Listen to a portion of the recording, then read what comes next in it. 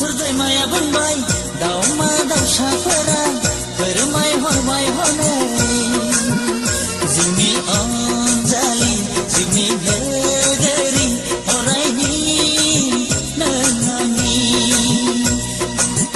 गौरां दैसा बुंबा एम्फौ एनलाफोरा फोरमाय हरबाय हनै जिउनि अनजालु जिउनि लोगोरि अरायनि नों आंनि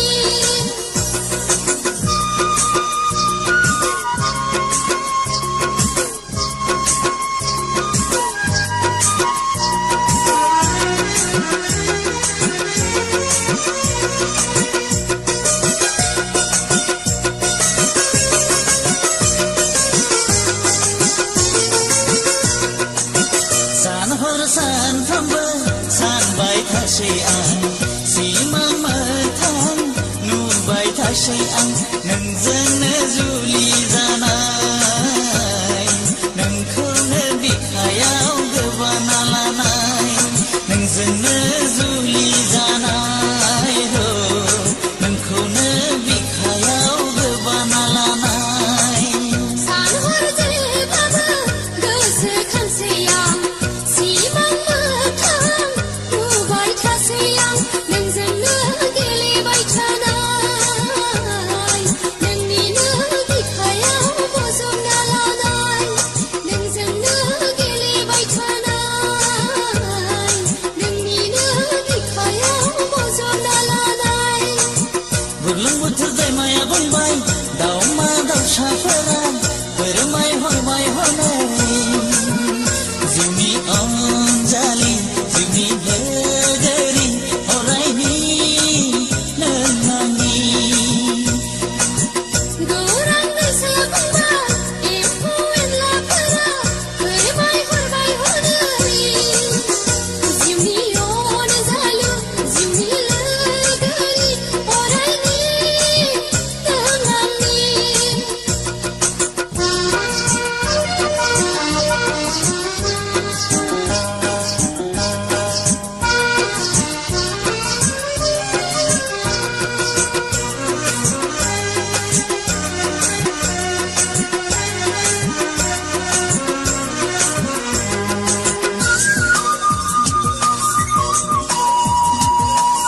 जेरावखि थाङा मानो नोंखौल' नुसै आं जाफुंगोन ना जाफुङा जोंनि मिजिंआ नोंजोंनो आंनि जुलिया हारसिङै इसोरनाव बिखोमाबायसै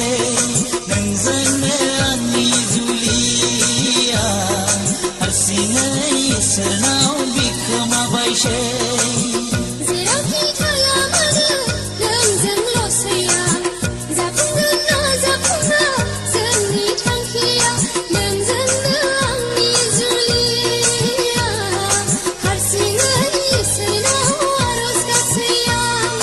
नोंजोंनो आंनि जुलिया हारसिङै इसोरनाव आरज गाबसै आं